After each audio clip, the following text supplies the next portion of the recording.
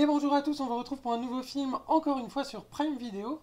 Ça s'appelle In the Land of Saints and Sinners, qu'on a raccourci Saints and Sinners en français, parce qu'on n'est pas capable de prononcer plus de 3 mots en anglais d'affilée. Nous commençons sur un petit un placard noir, comme ça, Irlande du Nord, 1974. Des décennies de troubles civils ont dégénéré en un conflit armé. Bon, c'est l'histoire très raccourcie, on reviendra un petit peu dessus, et je vous révèle la première image juste après la petite fiche technique. Le réalisateur, c'est Robert Lawrence. Et ben je savais pas qui c'était, Robert Lawrence. Il se trouve qu'il a déjà fait 2 films qui étaient un peu passés sous mes radars. Une nouvelle chance avec Clint Eastwood sur le baseball et Le Vétéran avec Liam Neeson. Mais il se trouve qu'il est également producteur de films. Et alors là, Ah, pas normal que ce soit passé sous mes radars, puisqu'en fait c'est le producteur de Clint Eastwood. Et c'est lui qui a produit tous les grands succès de Clint Eastwood. Million Dollar Baby, Le diptyque Mémoire de nos pères, Grand Torino, American Sniper. Donc c'est vraiment un grand producteur là pour le coup. ah ouais, ouais, ouais, Ouais, ouais. ouais, vraiment une carrière assez exemplaire à ce niveau-là. C'est vrai que Clint Eastwood faisant moins de films, il s'est peut-être dit bah ouais, allez, je me lance dans la réalisation, je Ah, m'ennuie. mais je vois qu'il a été pendant très longtemps aussi assistant réal ou réalisateur de la seconde équipe. Ah bah voilà, bah, du coup ce qui explique Donc, qu'il se soit un petit peu fait la main. hmm. Euh, Au scénario, nous avons Mark Michael McNally, c'est son premier gros crédit, et nous avons Terry Lone, qui lui est également plutôt réalisateur à la base. À la photographie, nous avons Mark Stern, bah, directeur photo de Eastwood, hein, sur les prods dont j'ai parlé, notamment nommé à l'Oscar de la meilleure photo pour le film L'échange avec Angelina Jolie. Il a également fait la photo de Sully de Robert Zemeckis et de 2 films. Alors j'ai noté The Meg avec Jason Statham et Ice Road avec Liam Neeson. Des films peut-être un peu plus oubliables, mais des Mais films un peu bon. plus série B, on va dire. Mais du coup, ouais, c'est peu étonnant qu'il y avait des jolies images dans ce film. Oui, voilà, du coup, c'est pas étonnant. Alors vous verrez, dans le film, la photo, plutôt point fort, hein. Ouais, Euh, ouais, ouais. Au montage, nous avons Jeremiah O'Driscoll. Alors lui, carrière très étonnante. Je pense qu'il est d'origine irlandaise avec son nom. Mais Jeremiah O'Driscoll, son premier crédit, c'est sur un film japonais qui s'appelle Caserne. Tu connais ça? Une espèce de... C'est très nul, hein, ne regardez surtout pas ça. Une espèce de truc en CGI absolument affreux des débuts du CGI, qui dure Oui, des heures et des heures. Et je sais pas ce qu'il a été oui. foutre là-dedans.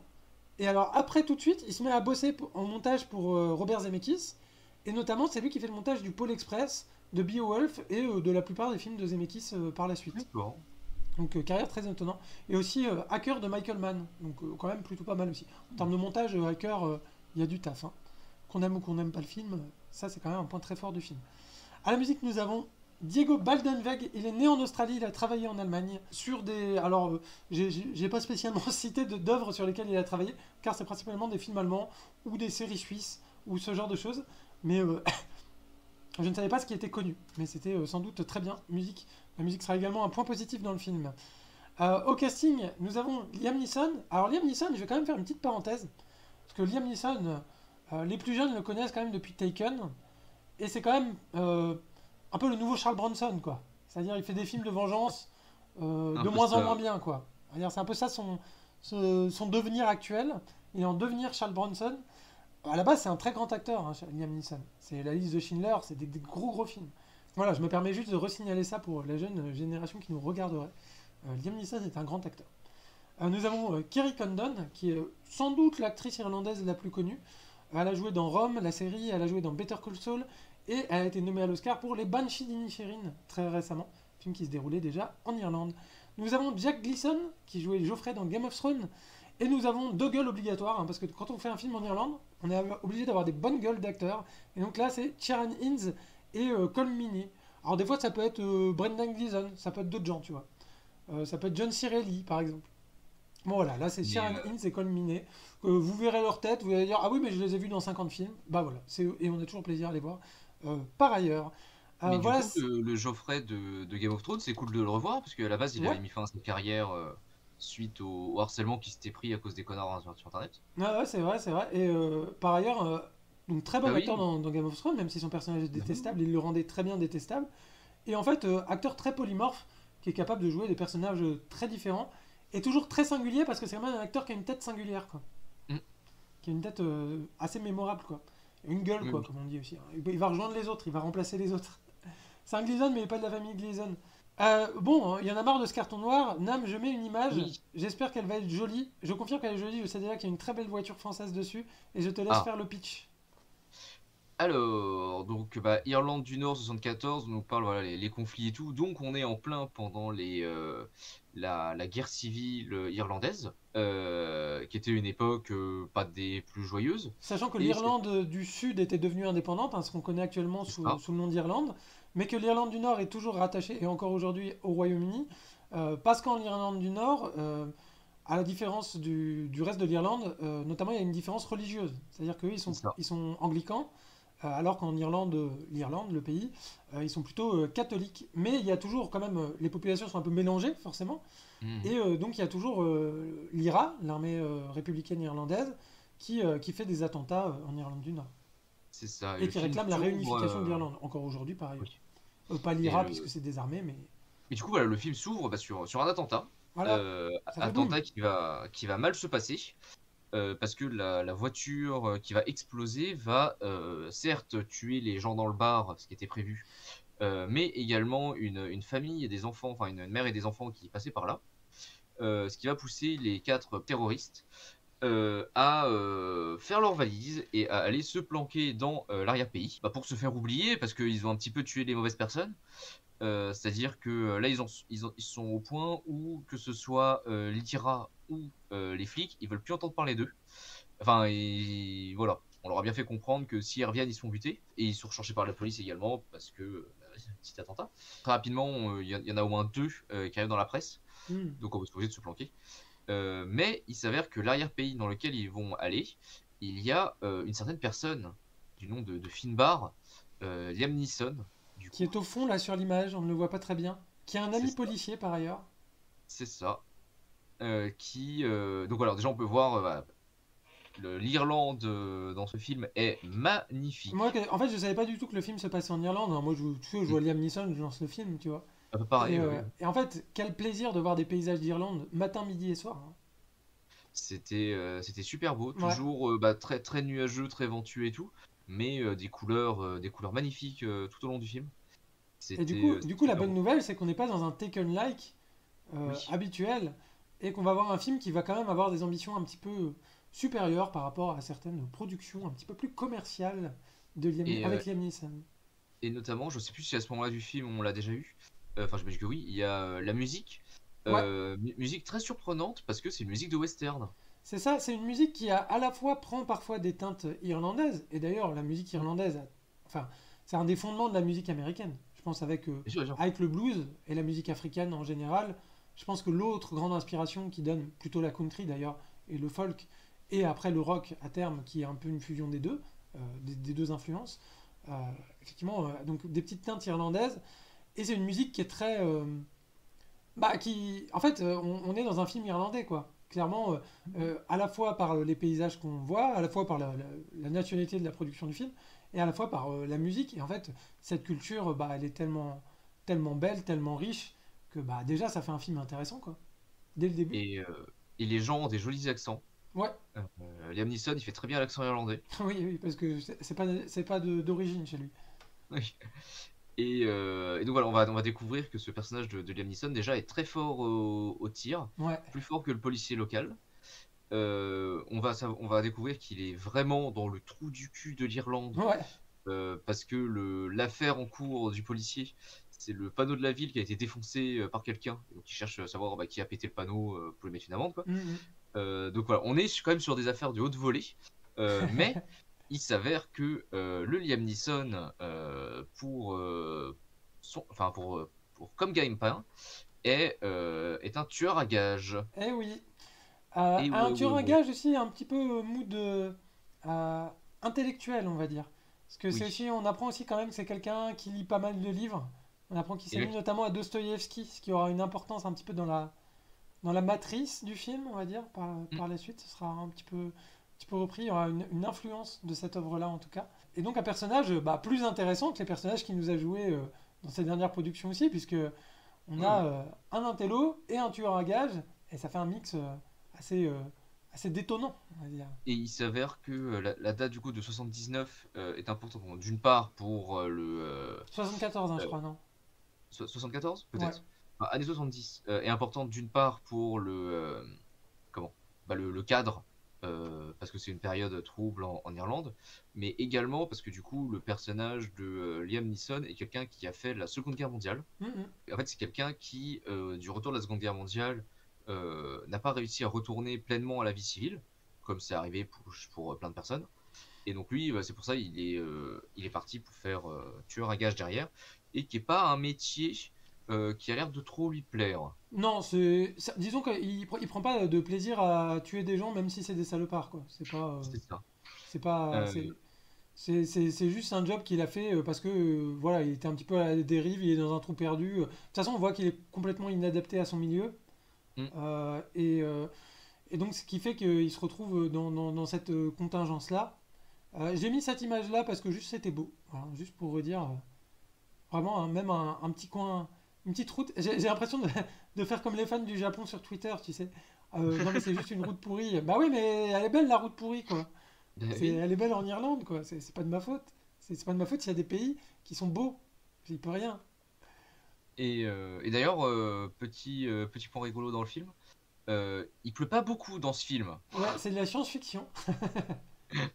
Alors il pleut pas beaucoup dans le film, mais quand par exemple, sur la route d'avant, on voit qu'il a plu, il y a avant Oui, qu'il oui, quand tourne. même. Bah, de toute Donc façon, oui, voilà. c'est toujours la règle, hein. S'il pleut pas, c'est qu'il va pleuvoir. Oui, oui, c'est ça. Donc voilà, là on le voit va tuer quelqu'un et pour le coup on voit que on n'est pas du tout sur un tueur fou.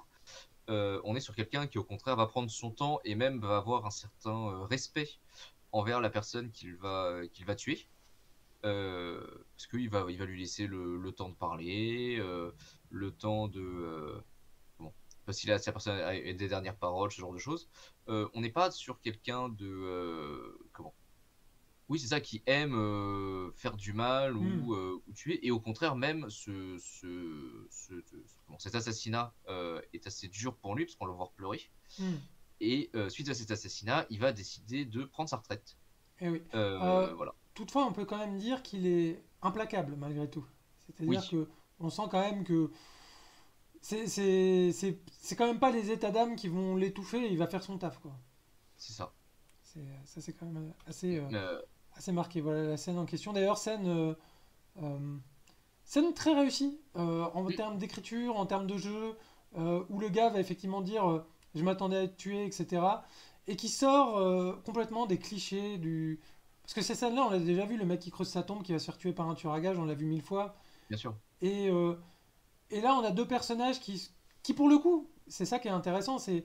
En fait, ils auraient pu être potes, ces deux personnages-là. Mm. Parce qu'en fait, les deux sont très intelligents. Et du coup, ça donne une scène qui. Bon, différente.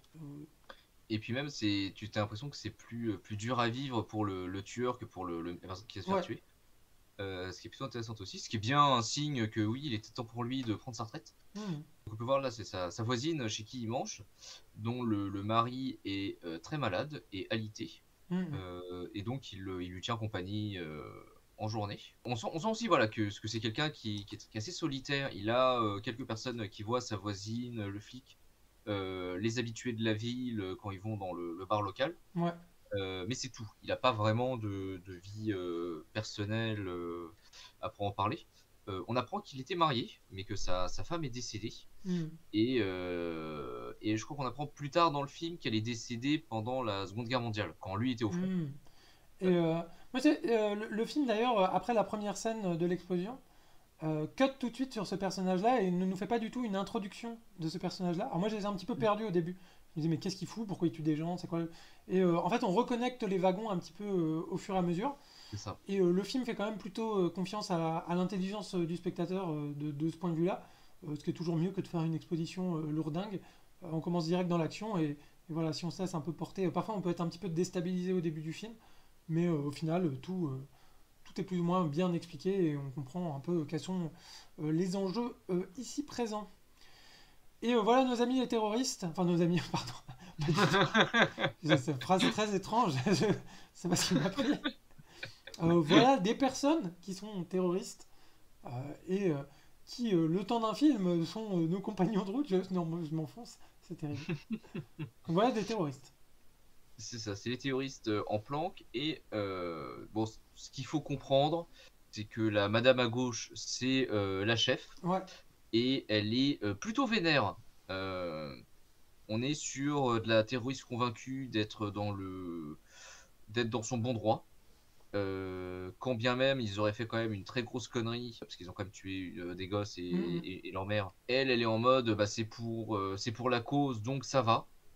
Alors, ce qui est assez étonnant d'ailleurs dans le traitement du film, parce qu'il y a eu pas mal de films qui ont été faits sur l'IRA, et en Mm. fait, alors évidemment, sur la partie Irlande du Nord, le conflit a jamais été vraiment terminé, on va dire, même s'il est pour l'instant apaisé, on va dire ça comme ça.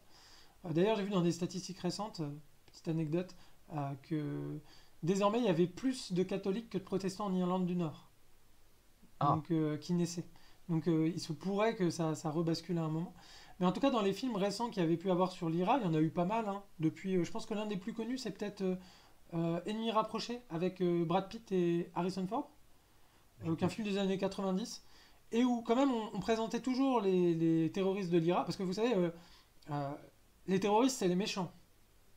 oui. Mais quand ils ont gagné et quand leur cause était juste, bah en fait ils deviennent des héros. C'est un peu le principe des terroristes. Bah non, parce que du coup, c'est pas les terroristes, c'était des résistants, c'est pas Voilà, du pareil. coup ils deviennent résistants. Ils ont un devenir résistant. Mais ça dépend de l'issue finale de l'histoire. Enfin tout ça est très compliqué, mais je pense que vous saisissez bien les choses. Et du coup cette manière de présenter des terroristes de l'IRA juste comme des terroristes, en plus elle est avec trois connards, hein. Les trois autres Mm. vraiment, c'est des débiles, hein.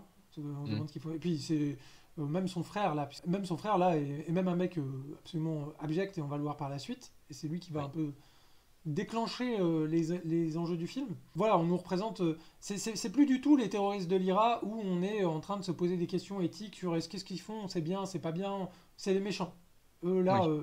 il y a pas de doute que leur cause soit juste ou non, c'est pas des gentils. Voilà.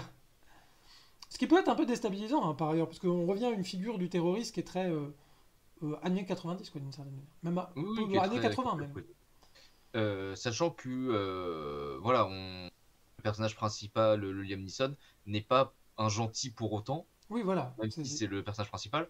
Voilà, on est quand même sur un film où c'est des connards qui vont se taper entre eux, hein. Oui, voilà, bah, le titre annonce un petit peu la couleur, hein, c'est les saints et les pécheurs, et effectivement, elle se prend pour une sainte, mais elle tue des gosses en faisant des explosions, et lui se prend pour un pécheur, puisqu'en fait c'est un grand tueur à gages, mais c'est quand même au fond un type au grand cœur, donc en fait c'est une espèce de double conflictualité en miroir, quoi, d'une certaine manière. Mm. Et bah du coup, alors, Voilà. à côté il y a cette petite fille, Petite fille, alors qui est la fille de la la tenancière barmaid, du peuple, c'est ça? c'est ça, je crois, Ouais. oui. Du coup, la mère est souvent absente parce que elle travaille au pub, tout simplement. Il y en a du travail au pub en plus. Ah bah ça, oui. Et il s'avère que du coup, son frère ou je sais plus, c'est son frère, son beauf, je sais plus. Oui, en fait, Le- donc le mec qu'on a vu précédemment, qui est le frère c'est de la ça. méchante, lui, elle, c'est son beau-frère. C'était le mari de sa sœur. Et ce type-là, du coup, en profite pour venir faire sa lessive chez la barmaid. Qui est une Et caravane. c'est ça, dans sa caravane. Et il Ouais, s'avère que il est violent envers la fille. ouais, Violent à quel point, c'est pas précisé. C'est sous-entendu que peut-être il a agressé sexuellement la gamine, ouais, mais c'est pas confirmé. ouais. Par contre, ce qui est sûr, c'est qu'on voit des gros hématomes sur Ouais, le il corps a au de minimum la fille. molesté. Ouais. C'est ça. Ce qui ne va pas Euh, beaucoup plaire au personnage de Liam Neeson. Liam Neeson, voyant la gamine en danger, va décider de prendre les choses en main et d'aller tout simplement régler son compte à l'autre débile. Mais, alors sachant qu'on n'a pas précisé, mais il a un patron commanditaire. Oui, oui, il a Euh, une espèce de mec qui gère l'office le bureau des tueurs à gages, on peut dire ça comme ça. c'est ça. Mais alors ça, c'est marrant parce que moi au Local. début, vraiment, je comprenais pas. J'étais en mode, mais. Je fais, mais c'est qui ce gars-là? Pourquoi il lui demande de tuer des gens? C'est quoi? C'est genre, il y a une boutique où on tue des gens? C'est quoi ce que je... C'était un peu. J'étais un peu déstabilisé par le contexte. Mais du coup, ouais, c'est un peu bah, le type qui gère toute bah, ce business, d'une Ouais. certaine manière, dans cette région. Dans une région qui est assez grande, hein, quand même. Parce que Oui, tu ça a l'air comprends que très étendu, mais peu peuplé, quoi. c'est ça. Mais du coup, c'est un peu comment? C'est pas vraiment un chef mafieux local, mais bon, voilà, on est quand même sur une. une personnalité importante du monde de la pègre locale, et il refuse du coup de mettre un contrat sur l'autre type, parce que non, on évite de tuer à la maison. Euh, Ouais, c'est ça, ouais. En général, on essaie de buter des mecs de passage, et pas des mecs qui habitent là, quoi. Parce que ça se voit sinon. Ça attire un petit peu l'attention, quoi. Les gens se disent, bah tiens, il est passé où? Mais bon, bah, du coup, Liam Neeson, il va dire, bah, puisque c'est comme ça, je vais m'en charger moi-même. Il va aller choper, du coup, l'autre débile, pour le tuer. Et ça va moyennement bien se passer. Ça va un peu L'autre avait foirer, mais C'est il va ça, réussir mais quand il va même à être. l'immobiliser en lui tirant dessus à distance, parce que le mec va réussir à se barrer à moitié. C'est Mais il ça. va avoir un sidekick qui va être là et qui va le sauver. Et c'est donc Geoffrey Baratheon avec une moustache et une Et oui, coupe de l'époque aussi, hein. et il est pas blond. Il est pas blond. Alors je sais pas si en vrai il est blond ou pas, peut-être sans doute pas du Je coup. sais pas. Je sais pas du tout. Je sais pas, mais en tout cas, bon, on le reconnaît tout de suite quand même, hein. Ah ouais, ouais. Et dans un rôle assez différent. Et donc, bah, en gros, c'est le mec du bureau qui lui a dit va quand même le backup parce que là, il est en train de nous faire une connerie, papy. C'est ça. Et c'était vrai.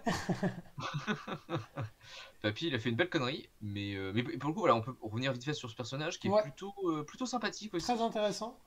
Un Un personnage qui a l'air tueur. quand même d'être, contrairement à Liam Neeson, qui a l'air un peu de prendre du plaisir à tuer les gens. Oui, Très Geoffrey Baratheon codé pour le coup. Euh, mais, euh, mais qui pour autant, bah, il est peut-être pas quand même un salopard fini, quoi. Parce que c'est quand même un oui, mec qui aimerait bien faire autre chose, en fait. Et c'est pas sa passion dans la vie de buter des gens non plus. Euh, Même si, en fait, je dirais que c'est plus sa jeunesse qui s'exprime à travers ça. Et qu'on oui, sent que, bon, c'est un gars qui s'est retrouvé là, mais qui va se ranger après quand il aura gagné en maturité, quoi. c'est ça. Et d'ailleurs, alors c'est pareil, il y a tout un, comme tu disais, il y a tout un discours par rapport un discours en va-et-vient entre différents personnages, Hmm. où ils sont tous passés en miroir, et si Liam Neeson est le gars qui prend pas de plaisir à tuer, il va quand même décider de lui-même de tuer quelqu'un, Ouais, ouais, ouais. là où ce personnage-là, enfin, Geoffrey Baratheon, aime tuer des gens, mais n'a jamais tué personne si on l'a pas payé. Oui, voilà, ouais. Voilà, lui, c'est Euh, le patron du bureau, qui a, donc, comme Minet, donc vous avez forcément vu sa tête partout, dans plein de films, avec son petit service AT, ses petits gâteaux. Euh, il a dû apparaître dans Doctor Who, lui, hein. Oh, fatalement, fatalement. C'est sûr. Vous verrez Sharon Ince tout à l'heure, vous l'avez vu dans 10 000 trucs aussi. Mais après, de toute façon, la règle, c'est tout acteur anglais a joué dans Doctor Who. Voilà, c'est ça. Et probablement dans Harry Potter aussi, hein. Ça. Sinon, c'est pas un acteur S'ils sont anglais. assez vieux, Ouais. probablement. Et là, bon, là, il a un petit problème parce que il se retrouve avec Madame la terroriste en face de lui. Et Madame la terroriste, bah, son frère, elle vient pas. Donc, elle s'adresse au bureau local des tueurs à gages pour savoir c'est quoi ce bordel. Et c'est ça. Et lui, il lui dit, bah écoute, j'ai pas, c'est pas moi. Je lui ai Désolé, dit de c'est pas pas le faire, moi. hein. Et d'ailleurs, je vais te le balancer tout de suite parce que moi, j'ai pas l'intention de crever. Oui, c'est ça. Et sauf que malheureusement, Madame est très méchante. Oui, Du coup, elle le tue après avoir eu l'info. Mais elle va être décente enfin assez décente pour ne pas tuer sa femme, ou sa mère d'ailleurs, j'ai pas sa trop mère, compris. ouais, qui était dans le coin. Dans une scène qui était très bien d'ailleurs, où elle lui dit, écoute, si tu me vois, je vais être obligé de te tuer. Donc mettez-vous dans votre chambre, fermez la porte, attendez que je parte, et il y aura pas de souci. Voilà. Oui, parce qu'on sent qu'en fait, elle, pareil, n'a pas spécialement de plaisir à tuer. Oui. D'ailleurs, les enfants qui Mais meurent elle le dans fait tout l'explosion, doucement elle pour essaie de les autant, hein. sauver. En revanche, s'il y a des dommages collatéraux et s'il y a des pertes nécessaires pour se protéger, elle n'hésitera pas une seule seconde. C'est ça. Ce qui est une caractérisation aussi intéressante, par ailleurs. Mhm. Et donc voilà, on peut déjà parler d'un autre point aussi, parce qu'on parlait, voilà, on s'attendait à du film d'action, et on arrive déjà dans la dernière séquence. Ouais, On vous passe des péripéties, voilà, des gens qui parlent. ouais. Mais déjà, oui, si on s'attendait à un film à la Taken ou à la John Wick, Mm, comme je mm. disais plus tôt, bah, on n'est pas du tout là-dedans, hein, parce que on n'est pas dans du gros film d'action. Une balle, ça tue. Ouais, ouais. Un coup de poing, ça fait par terre. Euh, On est plus dans une ambiance polar, thriller, c'est ça. Ou western, historique. comme je disais plus tôt aussi. Tu disais Il y a quoi, un pardon? côté, J'ai pas entendu. ouais, ou western. Il y a un Ah côté oui, western western, oui, oui, aussi, il y a un côté western. Ou pareil avec la musique, certes, qui était avec comme tu disais, avec des instruments Mm. irlandais, mais qui est complètement western. Enfin, c'est complètement du western. Ouais, et puis c'est vrai que le côté village avec trois pélos, Mm. exactement, puis ils ont encore leur fusil. Ça, Et puis ça, même, genre, t'as un policier local qui est un peu le shérif ouais, c'est local. ça. Et en fait, le gros tueur, c'est son pote Mm. auquel enfin, que personne ne soupçonnerait dans le village. Mm. Et donc voilà, ça se termine au pub où les terroristes décident de tuer Finbar, du coup Liam Neeson, Ouais. et Liam Neeson décide de les affronter. Et il s'avère que, alors là c'est le policier du coup qui est pas Ouais, Kieran en Hinz, uniforme, qu'on a vu notamment dans une très bonne série qui s'appelle The Terror, la saison 1. hmm, Très bon qui acteur, lui aussi. oui oui, et qui d'ailleurs, malgré le fait que c'est un petit policier de campagne, je trouve que dans cette dernière scène, il nous montre qu'il a des très bons réflexes, Ouais, c'est qu'il qu'en est fait, très bon. tu sens quand même le mec, il a le cas du métier, et Oui, les mecs de l'IRA, ils les repèrent quand même à 10 000 km, quoi. Et c'est donc, ça. il va se rendre compte aussi que dans le bar, ils ont forcément essayé d'apporter une bombe en plus, puisqu'ils savent faire des bombes, pourquoi pas. C'est un Et peu leur marque de alors, par fabrique. contre, c'est une scène, c'est juste après un match de foot. Et donc, du Oui, coup, en plus, il y a la fête dans le pub et tout ça, donc il y a vraiment plein de monde. C'est d'ailleurs pour ça qu'ils se retrouvent à cet endroit-là, puisqu'à la base, ils sont pas censés se tirer dessus. Sauf que, sauf que Miss Target, elle a un peu un pet au casque. Et dès qu'elle voit le mec qui a tué son frère, donc notre ami Jack Leeson, elle lui tire dessus direct et c'est parti en coup de feu dans le saloon, quoi. Comme tu c'est disais. ça. Bah oui, oui, complètement, c'est ça. Et Dans une scène qui est bien achalandée. oui, mais qui était plutôt sympathique, qui est comment, plus long que ce à quoi je pouvais m'attendre par rapport au film, Ouais. ce qui est plutôt cool. Et ouais, genre une scène aussi où bah, les gens, quand ils meurent vraiment. Mhm.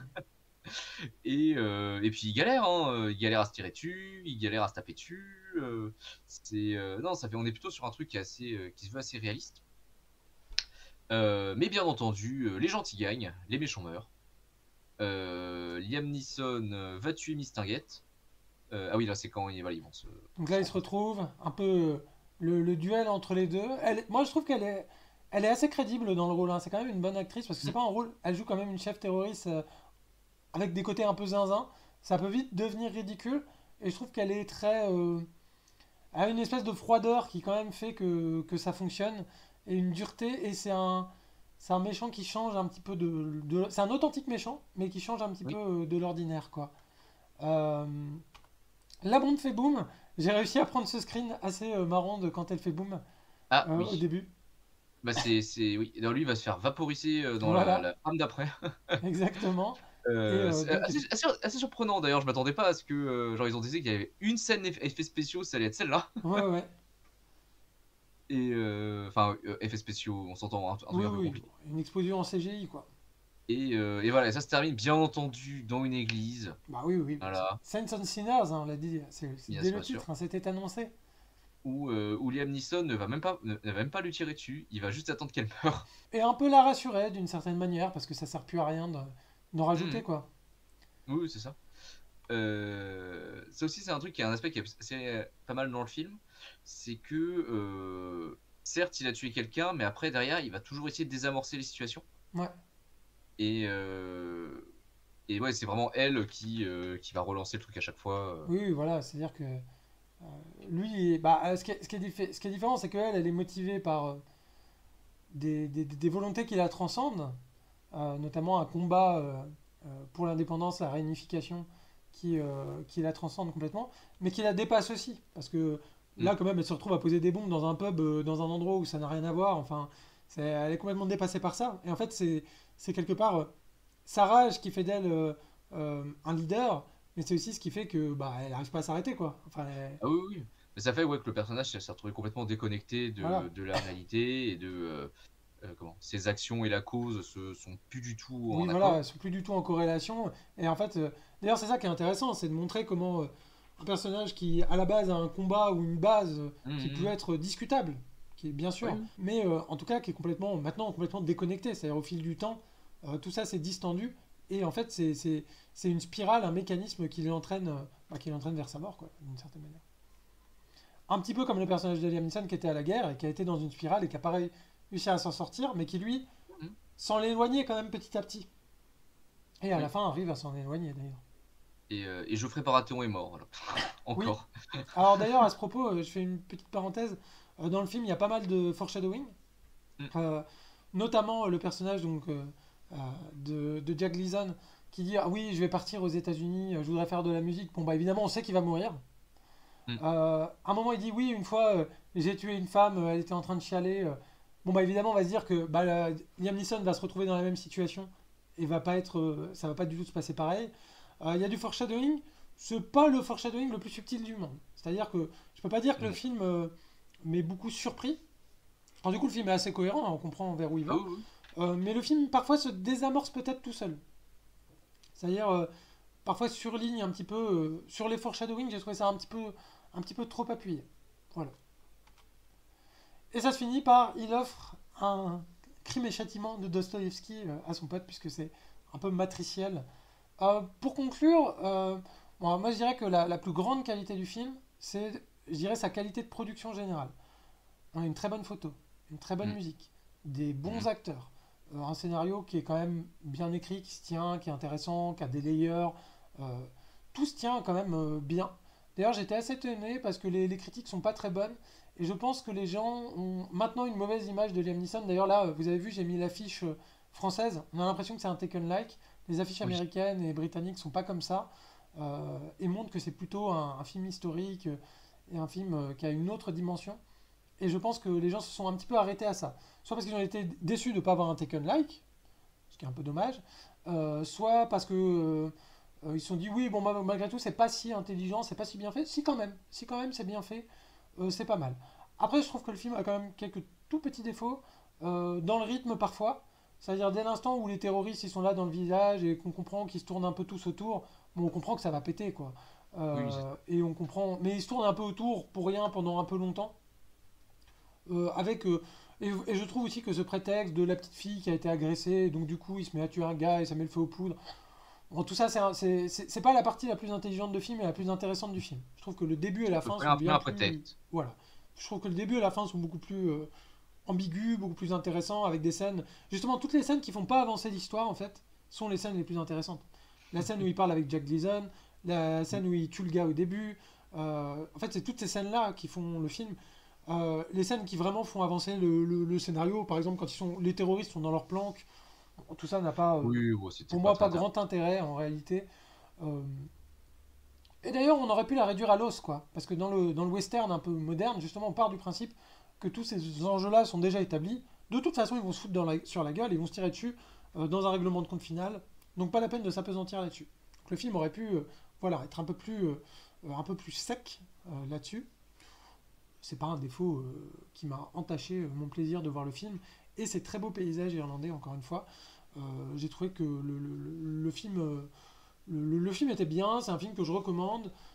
C'est un film dans le genre, parce qu'il y a plein de films qui se passent en Irlande sur le sujet de l'IRA et tout ça. C'est pas forcément le plus original, le plus neuf, etc. Mais c'est aussi une ambiance. Parfois, dans les films historiques, on aime une ambiance. On aime un moment de l'histoire. Et c'est vrai que alors, ce qui se passe à l'époque est vraiment tragique. Et en fait, c'est parce que c'est vraiment tragique que c'est une époque qui est aussi captivante. Mm. Ces deux choses jouent quand même. Et donc moi j'aime bien voir des films sur ce sujet-là régulièrement et là je savais pas que c'était sur ce sujet-là et pour ma part c'était une très bonne surprise et je pense que je les ai un peu tous vus par ailleurs en plus parce qu'il n'y en a pas tant que ça Ouais. des films sur le sujet. Donc voilà, Nam je te laisse parler. Bah écoute, t'as à peu près tout dit. Bah pareil, j'ai été plutôt surpris parce que je m'attendais bah, ouais, à un Taken like et le résultat était quand même vachement plus intéressant. Mhm. C'est un film dont je trouve que le scénario est quand même assez simple dans sa structure. Après, voilà, simple entendons-nous, ça reste bien écrit, hein, Mhm. mais ça aurait pu être un. Il y a un côté un peu téléfilm. Il n'y a pas énormément de surprises, c'est pas très Oui, disruptif c'est quoi. ça. Mais c'est vraiment ouais, son visuel et Mhm. ses acteurs, etc., qui vraiment t'amènent le côté cinéma. Parce que c'est vrai que le scénario de base, quand même pas si incroyable que ça. Mhm. Après, voilà, je passais un bon moment. Je recommanderais aussi. C'était plutôt intéressant. Et Mais bon, c'est vrai que si Liam Neeson nous en pouvait plus, ça va être compliqué. Ouais, c'est ça. Bah, je pense que c'est un film qui va passer un peu sous les radars à cause de ça, hein. Parce Hmm, qu'il tourne trop dans des trucs trop moyens. Mais c'est un film qui retrouvera peut-être une seconde jeunesse. Tu sais, là, il enchaîne un peu tous les films. Il faut un peu le temps que ça se décante, quoi, que le bon gras est livré, se trie. Euh, Là, effectivement, avec les reviews qu'il a, c'est pas maintenant qu'il va y arriver, mais je pense que quand des gens se repencheront. En plus, il y a des clients, hein, pour ce genre de film, ce genre de thème. Donc, je pense que c'est un film qui reviendra un peu plus tard, comme une honnête série B, et plutôt un film dans le haut de la filmo de ces années-là, de Liam Neeson, qui, rappelons-le, est un grand acteur. Et bien donc, sûr. je pense que sa filmo, euh, il y a des gens qui s'intéresseront à sa filmo en tant que telle. Parce qu'il a fait beaucoup de choses intéressantes. Pour terminer, avons-nous, comme d'habitude, des recommandations? J'ai Oui. hâte de vous donner la mienne, mais j'ai encore plus hâte d'entendre celle de Nam. Et bah écoute, moi je vous ai trouvé un petit film qui est aussi une sorte de western moderne qui se déroule aux États-Unis cette fois, dans lequel on va suivre deux frères qui vont se retrouver dépossédés du ranch familial à cause des méchants promoteurs. Et du coup, ils deviennent un petit peu, dans leur esprit, les nouveaux Indiens d'aujourd'hui, les personnes dépossédées de leur terre aux États-Unis. Et ce film, c'est Comancheria. Ouais. Que j'ai vu. Film de David Mackenzie, si je dis pas de bêtises. Oui, c'est ça. Réalisateur très très sous-coté. Très très sous-coté parce que c'est vraiment un très bon réalisateur.